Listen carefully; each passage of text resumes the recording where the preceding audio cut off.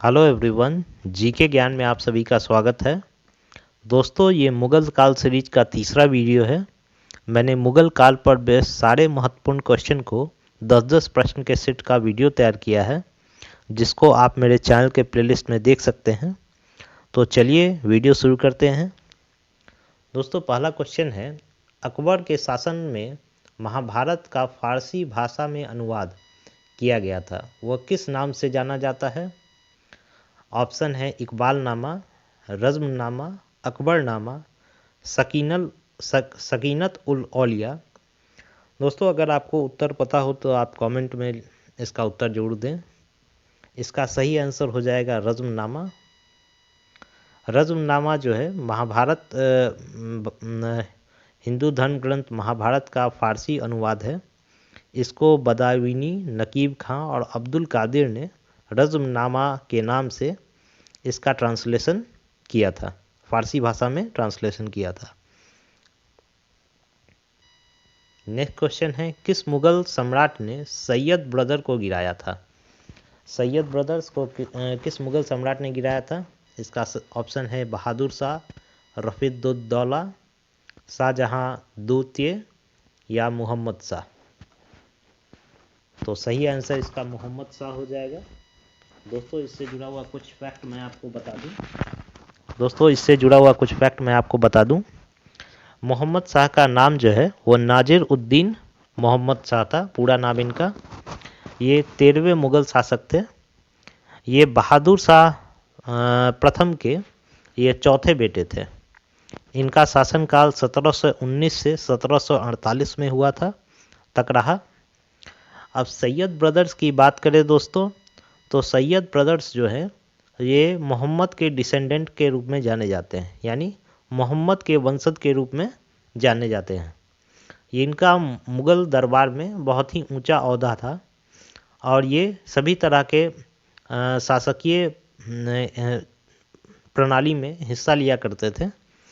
Syed brothers में दो नाम होते हैं, अब्दुल्ला खान और हुसैन अली खां। इनको जो है मोहम्मद शाह ने मरवा दिया था। अब्दुल्ला खां को 1720 में और हुसैन अली खां को 1722 में।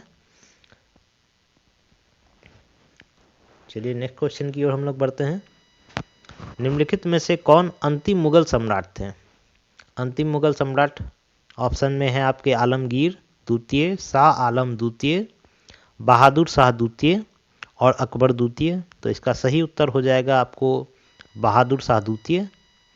देखिए, बहादुर शाह द्वितीय का शासनकाल 1775 से लेकर 1862 तक रहा। इसके बाद ईस्ट इंडिया कंपनी आ गई, यानी अंग्रेजों का शासन भारत में आ गया था। 1857 की क्रांति में इन्होंने भारतीय स्वतंत्रता संग्राम में हिस्सा लिया था और भारतीय सिपाहियों का नेतृत्व किया था। 1857 का क्रांति के बारे में हम लोग जानते हैं, काफ़ी चर्चित क्रांति रहा। इसने अंग्रेजों के शासन को, सत्ता को हिला दिया था। युद्ध के हारने के बाद अंग्रेजों ने बहादुर शाह द्वितीय को बर्मा में भेज दिया, जो अभी म्यांमार के रूप में है, और यहीं पे उनकी मृत्यु हो जाती है। नेक्स्ट क्वेश्चन है, अकबर के शासनकाल में भू राजस्व सुधारों के लिए कौन उत्तरदायी है? यानी अकबर के शासनकाल में भू राजस्व सुधार के लिए कौन उत्तरदायी था?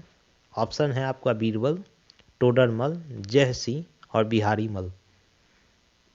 आप इसका आंसर अगर पता है तो कमेंट बॉक्स में डाल सकते हैं। देखिए, ये एसएससी 1999 में पूछा गया वो सवाल है।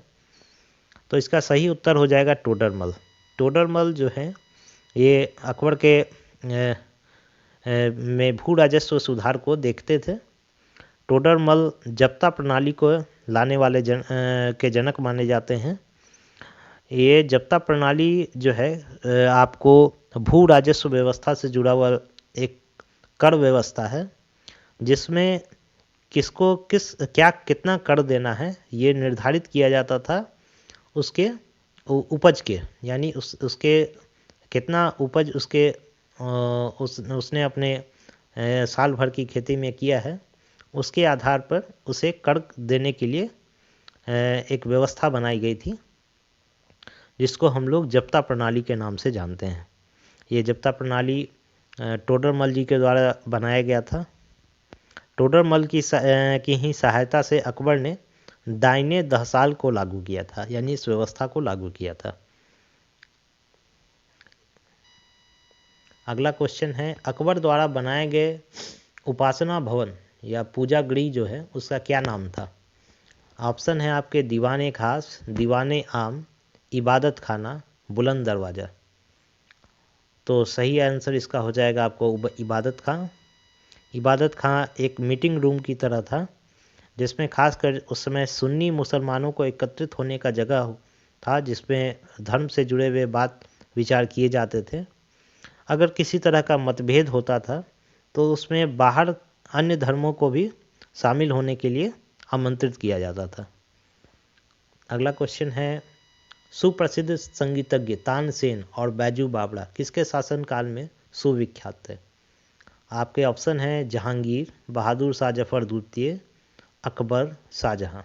तो हम जानते हैं कि ये दोनों अकबर के शासनकाल में थे। तानसेन और बैजू बावड़ा अकबर के शासनकाल में उनके महारत्नों में से एक थे। रामचरितमानस के लेखक तुलसीदास किसके शासनकाल से संबंधित है? तुलसीदास के आपके ऑप्शन हैं चंद्रगुप्त, विक्रमादित्य, वाजिद अली शाह, हर्षवर्धन और अकबर। तो इसका सही उत्तर हो जाएगा अकबर। आपको तुलसीदास जो अकबर का शासनकाल में 1574 में रामचरितमानस की उन्होंने रचना की थी। मुगल शासक में अकबर का शासनकाल 1556 से 1605 तक था। किस युद्ध में बाबर ने जिहाद का नारा दिया था?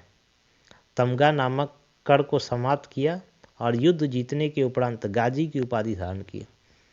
यानी किस युद्ध में उसने जिहाद का सहारा लेकर मुसलमानों को एकजुट करने की कोशिश की? आपका ऑप्शन है खानवा का युद्ध, घाघरा का युद्ध, पानीपत के प्रथम युद्ध या इनमें से कोई नहीं। तो इसका सही उत्तर हो जाएगा खानवा का युद्ध। खानवा का युद्ध जो पानीपत के प्रथम युद्ध के बाद हुआ था, उसमें उसने अपने सैनिकों में बल देने के लिए, उनका उत्साह बढ़ाने के लिए धर्म युद्ध के तौर पर जिहाद का उसने सबसे पहले सहारा लिया। इस युद्ध में बाबर ने राणा सांगा के विरुद्ध जिहाद का नारा दिया था। राणा सांगा एक मजबूत शासक थे, तो उनसे विरुद्ध लड़ने के लिए और अपने सैनिकों में उत्साह भरने के लिए उसने इसे जिहाद का युद्ध बताया और इसको जिहाद यानी धर्म युद्ध के तौर पे सैनिकों को अपना उत्साह अपने सैनिकों में उत्साह भरा। इस युद्ध में विजय के बाद बाबर ने गाजी की उपाधि धारण की।